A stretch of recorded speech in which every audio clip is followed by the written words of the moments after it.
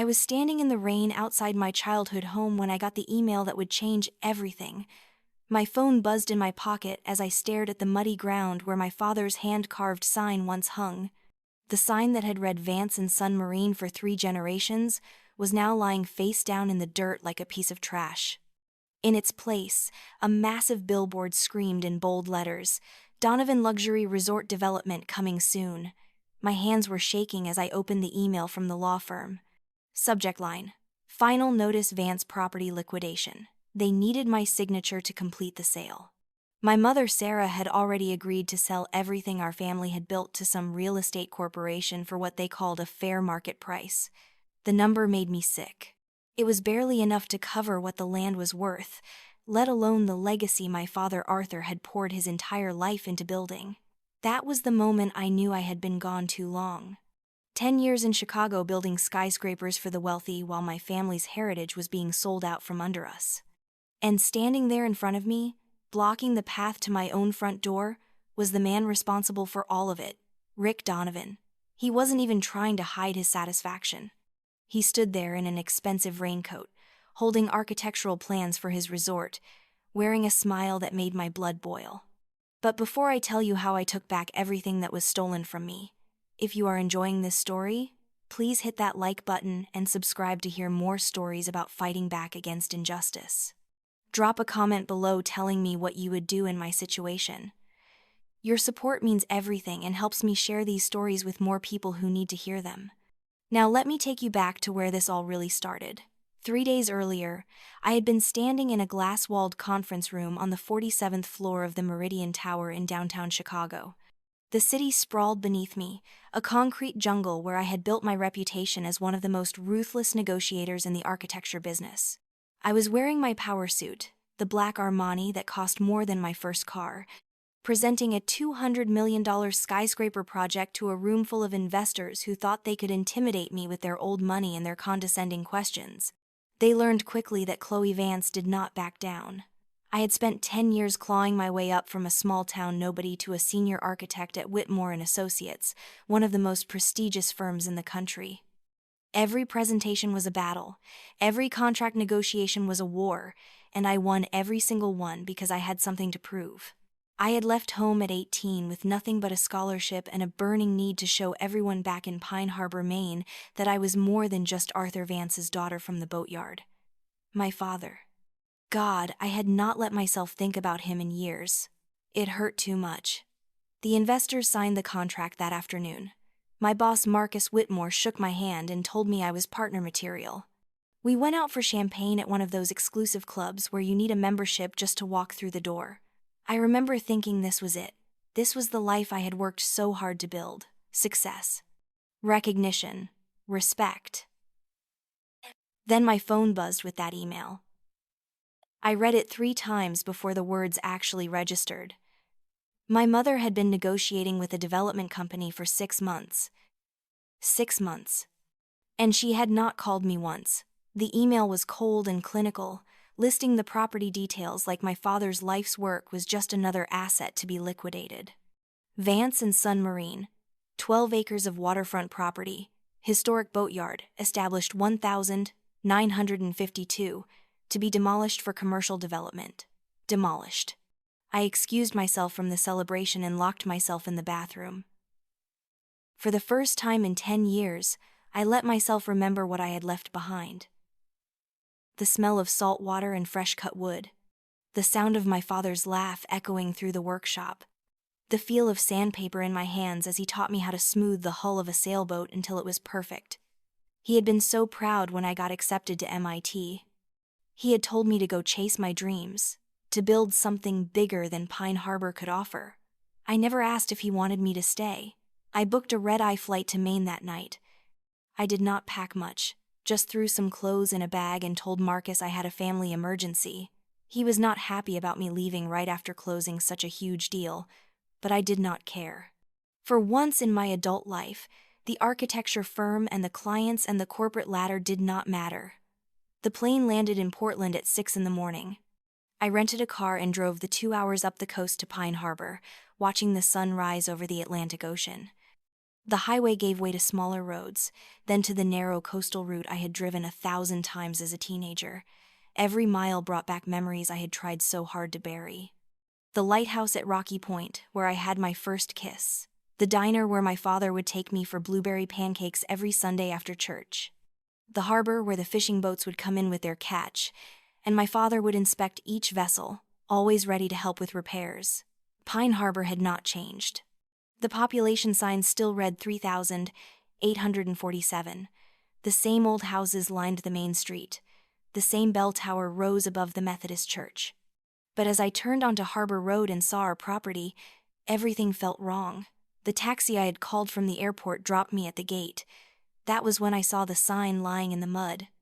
My father had carved that sign himself from a single piece of oak, spending weeks getting every letter perfect. Vance and Son Marine. He had added the "and son" part when I was born, even though I was his daughter, because he said I had a better eye for boats than most men he knew. That sign had weathered 40 years of storms and salt spray. And now it was just trash. Rick Donovan was waiting for me like he owned the place. I guess in his mind, he already did.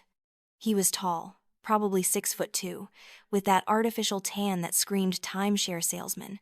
His hair was too perfect, slicked back with expensive product. He wore designer jeans and a polo shirt with some resort logo embroidered on it. Everything about him was calculated to project success and power. But I could see through it. I had spent 10 years in rooms with men like him.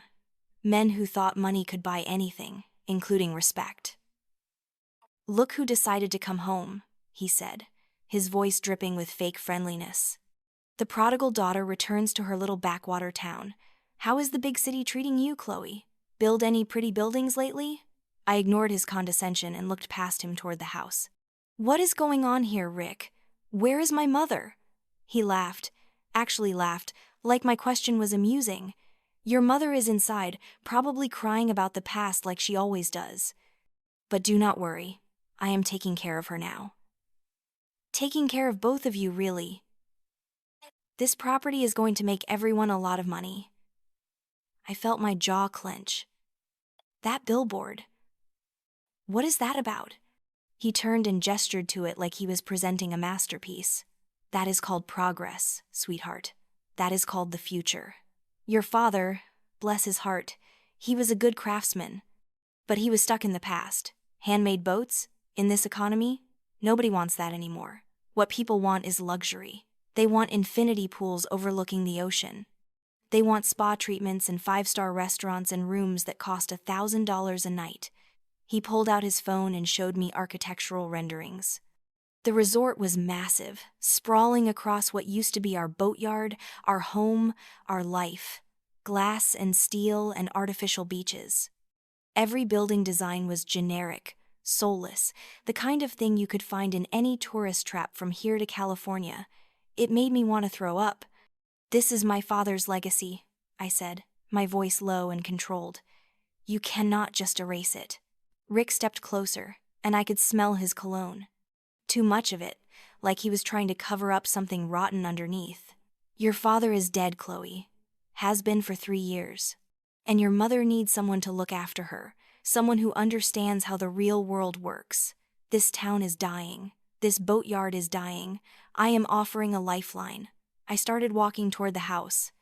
He moved to block me, and that was when things got physical. He grabbed my arm, his fingers digging in hard enough to leave marks. His face lost that fake friendly expression and showed what he really was underneath. Angry, entitled, dangerous. "You do not get to just waltz in here and ruin this," he hissed. "Your mother already signed the preliminary agreement. This deal is happening whether you like it or not. You walked away from this place 10 years ago. You do not get to have an opinion now." I tried to pull away, but his grip tightened. That was when I heard a voice I had not heard in a decade. "Get your hands off her, Donovan." Ben Carter emerged from around the side of the house, garden shears in one hand, phone in the other already dialing. He was older now, mid-30s, with the kind of weathered look that came from working outdoors in all seasons, but I would have recognized him anywhere. Ben had been my father's apprentice, the kid who hung around the boatyard every summer learning the craft. He had always been quiet, respectful, devoted to my father's vision of what boats should be. Rick let go of me and turned his attention to Ben. "Stay out of this, Carter. This is family business." "She is family," Ben said simply. "You are not." Rick's face turned red. He shoved me hard enough that I stumbled and fell backward into the mud. My expensive coat was ruined, my hands scraped from catching myself, but I barely noticed because that was when my mother appeared in the doorway. Sarah Vance was 58 years old, and she looked like she had aged a decade since I last saw her. Her hair had gone completely gray. Her face was lined with worry and exhaustion. She was wearing an old cardigan that had belonged to my father, the blue one with the holes in the elbows that he refused to throw away. When she saw me on the ground, she rushed forward, but not to help me up. She grabbed Rick's arm. "Chloe, please," she said, and her voice was shaking. "Please do not make a scene. Rick is just trying to help us. We are drowning in debt. The boatyard has not made a profit in years. This is our only option." I stared at my mother, the woman who had stood beside my father through every storm, every lean year, every challenge. The woman who used to tell me that Arthur Vance was the most honorable man she had ever known because he never compromised on quality or integrity. And now she was defending the man who wanted to tear down everything he built. "Mom," I said, pushing myself up from the mud, "this is not help. This is theft. That man is stealing Dad's legacy, and you are letting him." "You left," she said, and there were tears running down her face now. "You left us, Chloe. You went to your fancy school and your fancy job and you never looked back. You did not come home for Christmas. You did not come home when your father got sick. You did not even come home for the funeral, so do not stand there now and tell me what I should do with property that you abandoned." Her words hit me harder than Rick's shove, because she was right. I had left. I had run away from Pine Harbor and everything it represented because I thought I was too good for it, too ambitious, too destined for bigger things. When my father got diagnosed with cancer, I told myself I would visit soon, that my work was too important to drop everything. I made excuses for 3 years while he slowly died. I was not there when he passed. I was in Chicago, closing a deal on a shopping mall. The guilt I had been carrying for 3 years threatened to crush me right there in the mud. But underneath the guilt was something else: anger. Not at my mother, but at the man who had manipulated her grief and loneliness into an opportunity for profit. Rick Donovan saw a vulnerable widow and he pounced. He probably thought it would be easy, that no one would challenge him, that the daughter who had abandoned her family would never come back. He was wrong. I stood up and looked Rick directly in the eyes. I was still covered in mud, my hair a mess, my professional armor stripped away, but I felt more clear-headed than I had in years. "You made a mistake," I said quietly. "You thought this was just a piece of land, but this is a legacy. This is my father's life work. This is 3 generations of the Vance family, and I am the sole heir." Rick smirked. "Your mother has power of attorney. The sale is going through." I pulled out my phone. "We will see about that." I called the only lawyer I knew who would remember my family. Gerald Gable had handled my father's estate and had been the Vance family attorney for 30 years. He was semi-retired now, living in Portland, but when I explained what was happening, he told me to sit tight and not sign anything. The next 2 days were a blur of legal documents and old memories.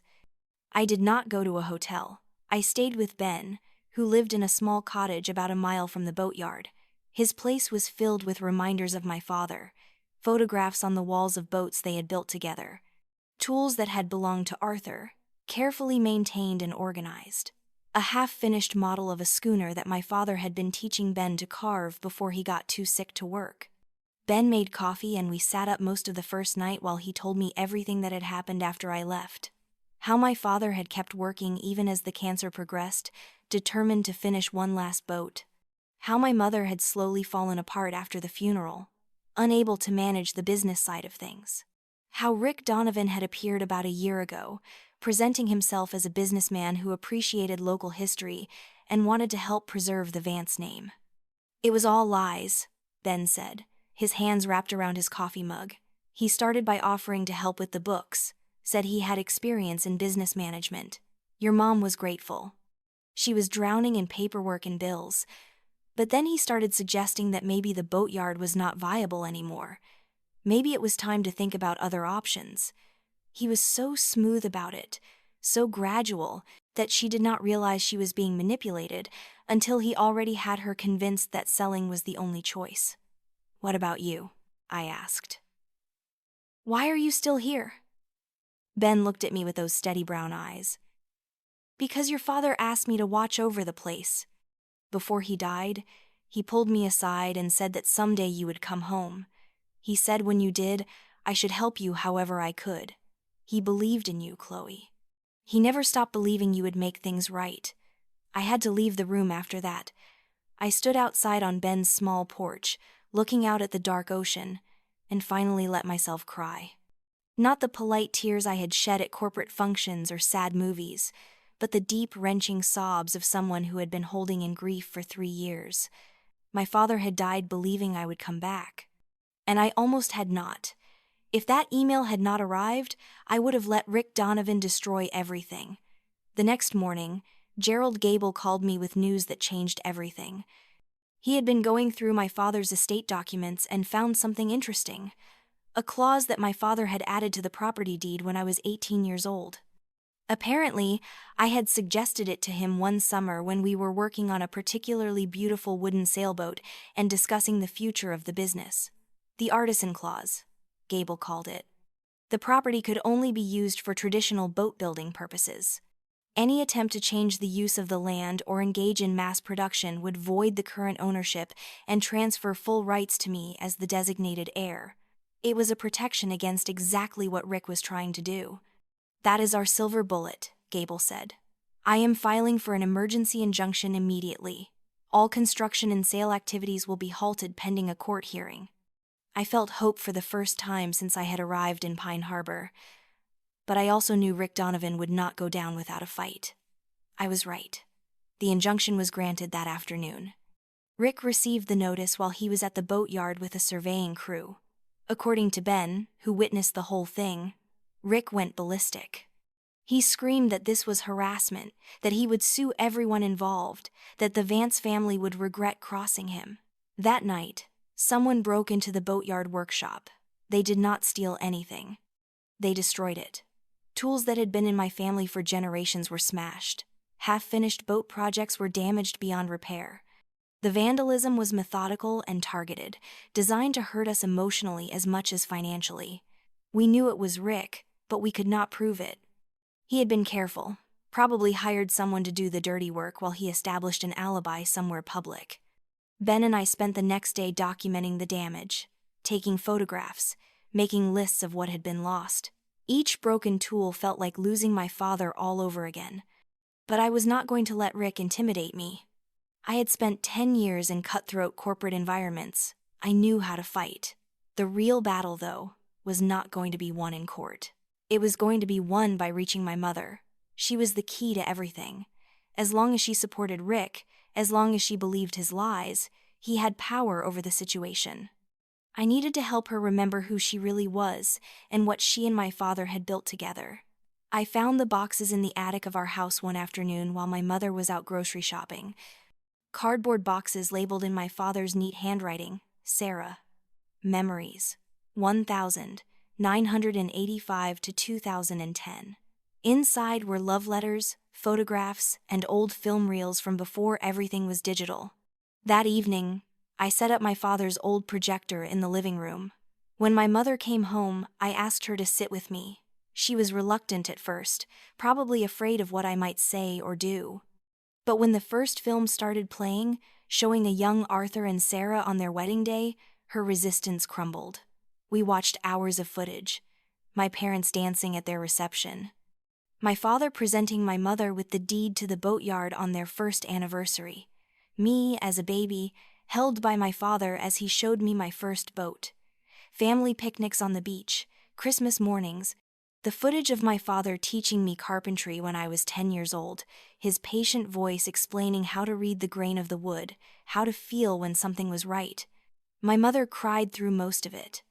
Not the quiet tears she had been shedding for months, but deep, heaving sobs that seemed to purge something toxic from her system. When the last film ended, we sat in silence for a long time. "I am so sorry," she finally whispered. I forgot who I was. I forgot who we were. After Arthur died, I felt so alone, and Rick seemed so confident, so sure that he knew what was best. I wanted someone to take care of me the way your father always did. I did not realize I was betraying everything Arthur worked for. We hugged for the first time in years. Really hugged, not the awkward, obligatory embrace of strangers, but the desperate, clinging hug of two people who had lost their way and finally found each other again. Mom told me everything that night. How Rick had systematically isolated her from her friends by suggesting they were just after her money. How he had convinced her to make him power of attorney by claiming she was not competent to manage her own affairs. How he had slowly taken over every aspect of her life until she felt completely dependent on him. She also told me about a black ledger that Rick kept in a safe in his house. He thought she did not know about it, but she had seen him working on it late one night. It contained all his financial dealings, including the illegal ones. False appraisals of the property, kickbacks from the development corporation, plans to use the boatyard sale to pay off his massive gambling debts. It was everything we needed to destroy him, but getting it would not be easy. The plan was risky. My mother agreed to meet Rick for dinner at a restaurant in town, supposedly to discuss wedding plans. Yes, Rick had been pushing her toward marriage, another way to ensure his control over the property and finances. While they were at dinner, Ben and I would break into Rick's house and steal the ledger. I should have been scared. In Chicago, I dealt with contracts and negotiations, not breaking and entering. But after everything Rick had put my family through, after seeing the devastation in my mother's eyes and the destruction of my father's workshop, I felt nothing but cold determination. Rick's house was a nouveau riche monstrosity on the outskirts of town, all faux columns and ostentatious landscaping. Ben and I watched from across the street as Rick picked up my mother for their dinner date, making sure they were really gone before we approached. The back door lock was embarrassingly easy to pick. Ben had learned basic locksmithing from working on boat security systems, and Rick had gotten cheap locks despite his expensive taste in everything else. We were inside within 2 minutes. The house was exactly what I expected: expensive furniture with no personality, abstract art that probably came from a decorator's catalog. Everything was for show, nothing was real. Just like Rick himself. We found the safe in his home office, hidden behind a truly ugly painting of horses. Ben worked on cracking it while I went through Rick's desk, looking for anything else that might be useful. I found contracts, forged signatures that were supposedly my mother's, letters from the development corporation, promising huge returns if Rick could deliver the waterfront property. I found something else too. A file labeled insurance with photographs of other properties Rick had developed.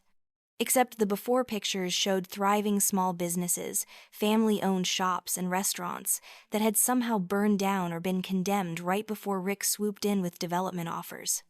There was a pattern of destruction and exploitation going back 15 years. Rick Donovan was not just a con man. He was a serial predator who destroyed communities for profit. Ben got the safe open. Inside was the black ledger, exactly as my mother had described. Page after page of illegal transactions, money laundering, bribery of local officials, and detailed plans for how to manipulate my mother into signing away her rights. There was even a section about me, notes Rick had made about my absence and how to use it to his advantage. Reading that made my blood run cold. He had planned everything from the beginning. My mother was never more than a mark to him, a means to an end. We heard a car door slam outside. Ben and I looked at each other in panic. Rick was not supposed to be back for at least another hour. We grabbed the ledger and the insurance file and ran for the back door, but we could hear Rick inside, yelling into his phone about something. We could not go back the way we came. "The boatyard," Ben whispered. "We can cut through the woods to the boatyard. We know every inch of that property. He does not." We ran through Rick's backyard and into the tree line just as the back door opened and Rick appeared, silhouetted against the light. He must have seen something, because he started shouting and ran after us. What followed was the most terrifying 15 minutes of my life. Running through dark woods, branches whipping my face, my heart pounding so hard I thought it would explode. Behind us, I could hear Rick crashing through the underbrush, screaming threats about what he would do when he caught us. We made it to the boatyard and dove into the old workshop, the one place we knew better than anyone else. Ben and I had spent countless hours here as teenagers. We knew where every tool was kept, every hiding spot, every emergency exit. Rick blundered in after us, but in the darkness, he was at a disadvantage. We led him on a chase through the building, staying just out of reach, until finally, we slipped out through the old loading door that opened onto the dock. By the time Rick figured out where we had gone, we were already in Ben's truck, racing toward town with the evidence that would end him. The next few days moved fast. Gerald Gable took the ledger to the authorities. The FBI got involved because Rick's schemes crossed state lines and involved federal fraud charges. But we did not wait for the legal system to handle everything. We wanted justice to be public. Rick had scheduled a big press conference to announce his resort development and reassure investors that the project was still moving forward despite the minor legal hiccup, as he called it. He had no idea what was coming. The press conference was held on what used to be our boatyard property, right in front of that massive billboard. Rick had erected a podium and invited local news stations, business reporters, even some lifestyle magazines that covered luxury developments. He wore his most expensive suit and his most confident smile. I arrived with Gerald Gable, Ben, and my mother. We brought the ledger. We brought the insurance file. We brought copies of my father's will and the artisan clause that protected the property. And we brought every ounce of documentation proving Rick's fraud. Rick saw us approaching, and his smile faltered. But he recovered quickly, probably thinking he could bluff his way through whatever we were planning. He stepped up to the microphone and began his presentation about the future of luxury tourism in Pine Harbor. I waited until he was mid-sentence, talking about job creation and economic growth, and then I walked up to the podium. For a moment, we stood face to face. I could see the calculation in his eyes, trying to figure out his next move. Then I pulled out the ledger and held it up for the cameras. "Ladies and gentlemen," I said, my voice carrying across the crowd. "My name is Chloe Vance, and this is my family's property that Mr. Donovan is trying to steal. Before he tells you more about his luxury resort, I think you should know about his luxury lifestyle of fraud, bribery, and manipulation." Rick tried to grab the microphone. Security tried to remove me. But Gerald Gable stepped forward with a police detective who had been briefed on the situation. The detective requested that everyone remain in place while certain allegations were investigated. For the next 30 minutes, in front of rolling cameras and shocked reporters, we laid out everything: the forged documents, the manipulation of my grieving mother, the suspicious insurance claims on his previous properties, the kickbacks and bribes. Every dirty secret Rick had tried to hide was exposed in the bright sunlight of that October afternoon. Rick Donovan was arrested right there at his own press conference. The look on his face when the handcuffs went on is something I will never forget. All that arrogance, all that entitlement, stripped away to reveal the pathetic, desperate man underneath. He screamed at me as they led him away, calling me a vindictive bitch, threatening to sue, promising revenge. But I just stood there with my mother and Ben, watching justice happen. The news coverage was extensive. Local stations ran the story for days. Some national outlets picked it up as a feel-good piece about a community fighting back against predatory developers. The development corporation pulled out of the deal immediately, not wanting to be associated with the scandal.